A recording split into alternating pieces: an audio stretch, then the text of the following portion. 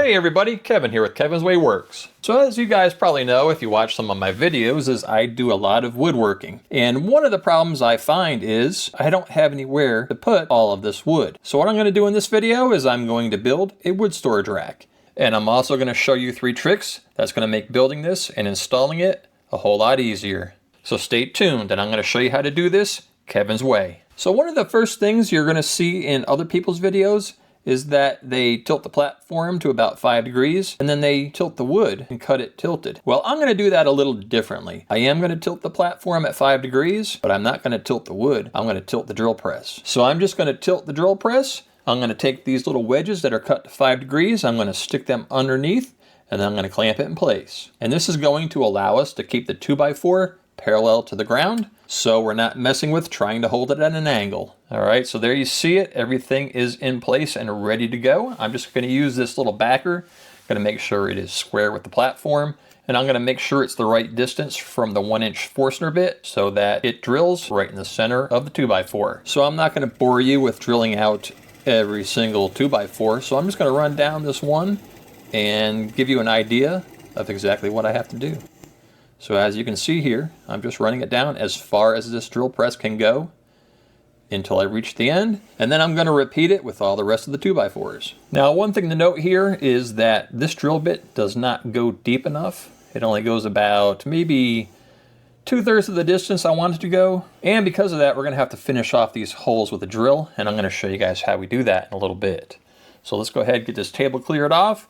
And I don't know if I showed it earlier, but these holes actually go straight through, and they have a Forstner bit that is big enough to allow a washer to fit in there. And then we are going to fasten these to the concrete walls using an anchor. And these are basically just holes drilled straight through for those anchors to fit through, and the washer and the nut. What I am doing now is I am going to make a kind of like a drilling guide, I guess you would call it. To do that, what I'm doing is I'm taking a Forstner bit that is the same diameter as the shaft of the bigger Forstner bit that we use to drill the holes that the pipes are going to go in. And so what I'm doing here is I found a hole saw to where the inside diameter of the hole is just a tiny bit bigger than the actual hole that the pipes are going to go in to hold the wood, and I'll show you why here in just a second. So I'm just going to drill this out, and the reason I drilled out with the Forstner bit first is because you don't want to move the 2x4. You want to be able to keep everything aligned,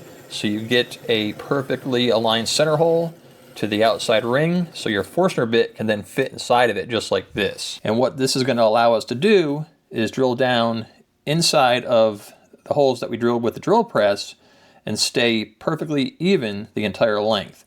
If you don't do it this way, what will happen is the bit will wander, and then you won't be able to push the tubes all the way in. And just to make sure we don't have too much friction, I'm going to take a little bit of silicone oil and I'm going to put it on the shaft here. We're going to just work it in so it spins nice and freely. So this is just Super Lube silicone oil. I can't remember where I got this. I might have bought this online. I don't know if they sell this in Harbor Freight, but they do actually have a tube of PTFE grease that would work as well. I just happen to have this downstairs with me. And also, you'll notice how there's a gap, and this big gap is going to allow the wood chips to collect. You do have to still clean it out like 2 or 3 times. If you don't clean it out, what's going to happen is you're going to get that bit jammed in there, and you aren't going to be able to get it out. So that's the reason for that gap. You'll see here in a minute what I'm talking about. And so the idea here is that I'm not going to go any deeper than the end of the chuck. So I'm stopping as soon as I get about the same depth as the chuck ends. Basically the tip of the drill is where I'm ending. And as you can see, all those chips are gathering up in that space just like I had planned. But the guide is making it so I'm getting a nice straight drill all the way through as far as I wanted it to go. So there's hole number 1. I'm just going to go ahead and zip through a bunch of these, and then I'm going to show you another guide that I made. And this one's not made out of wood. You'll see here in a second what it's made out of. And that's it for the wood one for now. So as you guys can see, this still looks really good. It worked really well. I was very impressed with it. I was afraid that the bit was going to get jammed up in there, but actually everything worked out really well. And so here is what we're going to try next. This is a 3D printed guide, and I just printed this with PLA on just a standard 3D printer. Pretty much any 3D printer can print one this size. And you can see it has a gap for the wood chips to build up in. And let's go ahead, give this one a try. Don't forget to oil this one up also.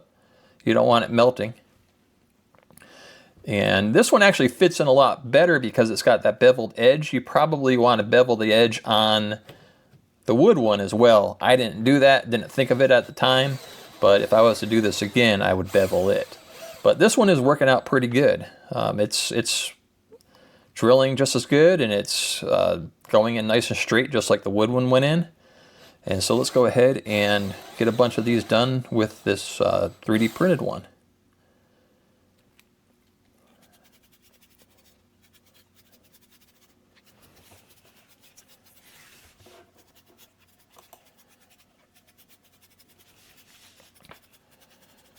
And I don't know if you caught it, but I did switch back to the wood one.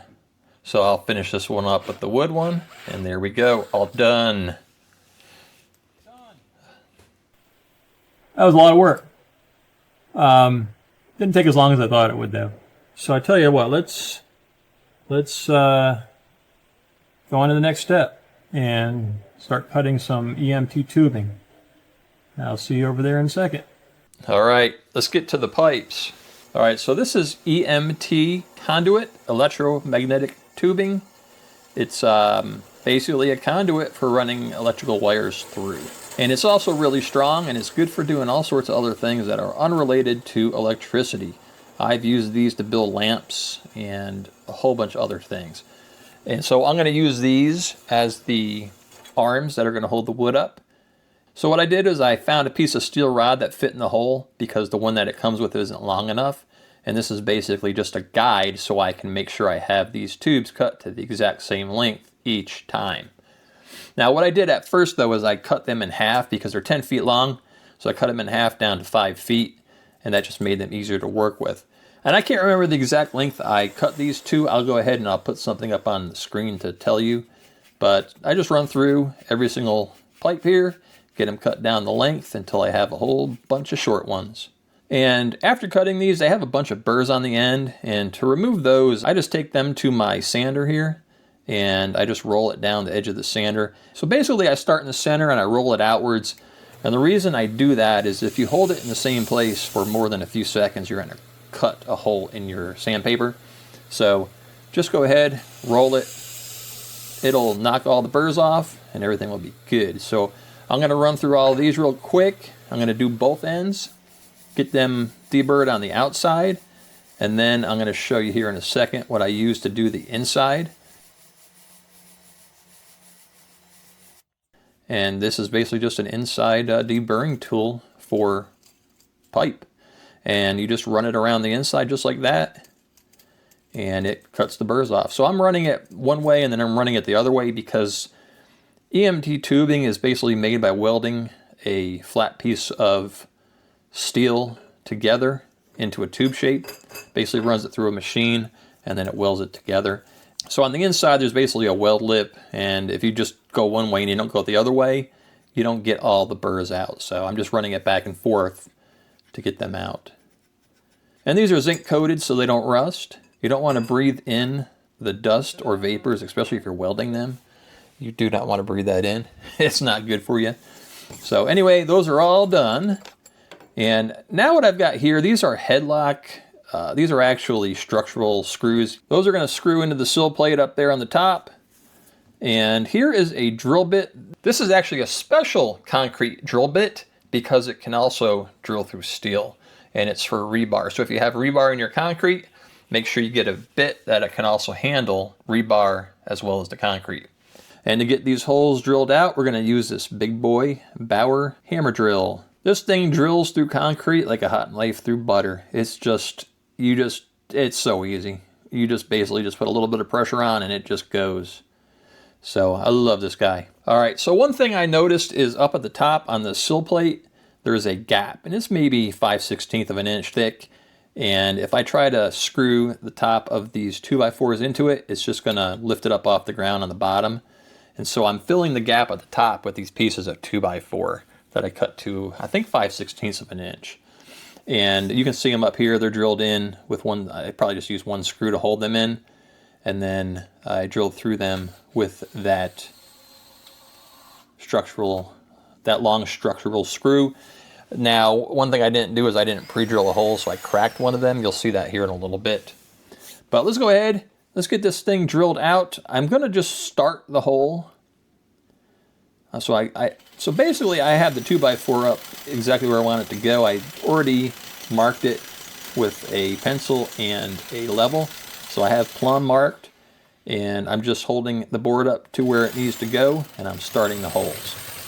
And basically just tapping it, just getting a little bit hole started. And we'll go ahead and play with Lola, because Lola found her way to the basement all by herself.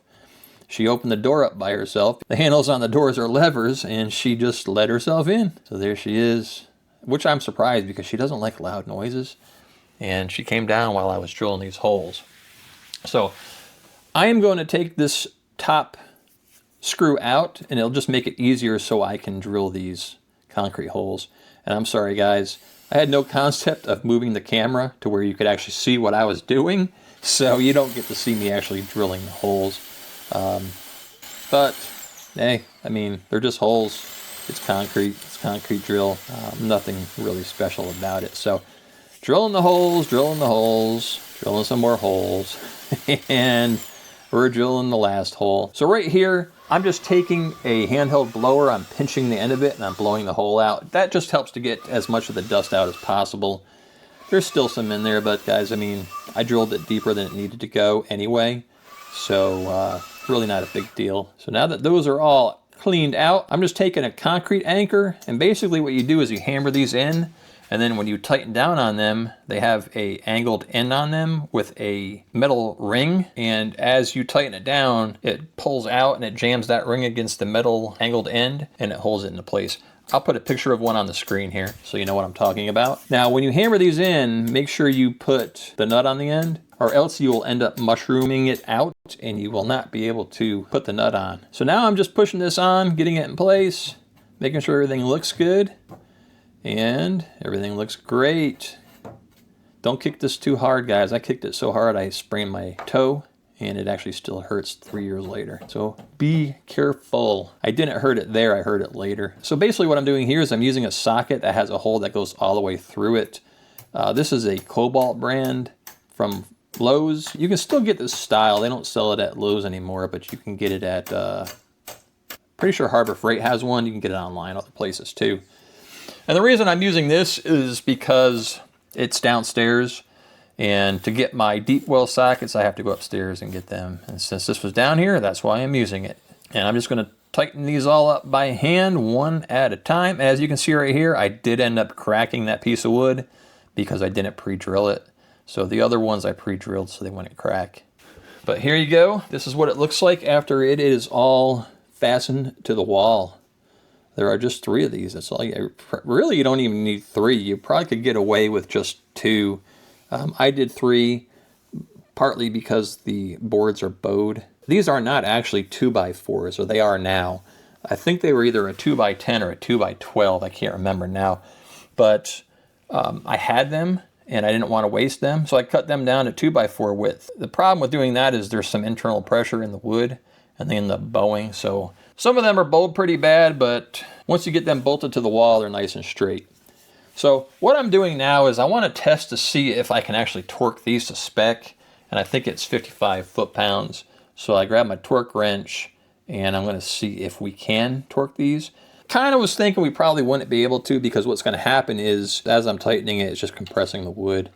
And I never did get to 55 foot-pounds, but I went and I tested it with the other ratchet and socket, and man, that thing is tight. So we're good to go. Everything's fine. We're going to leave it like it is, and I'm going to go ahead and get all the other ones done up. But as a test first, here is what it looks like with the tube in there, and I think that's going to be great, guys. That's going to hold a lot of weight. If you want to, you can always go with a larger tube, but you're going to have to go with something larger than a 2x4 because the tube's going to be so wide that you won't be able to drill a hole in it without basically cutting the 2x4 into pieces. So these actually work really good. They fit well. They don't get jammed up in there because we did use that special guide to make sure they went in straight when we drilled the holes.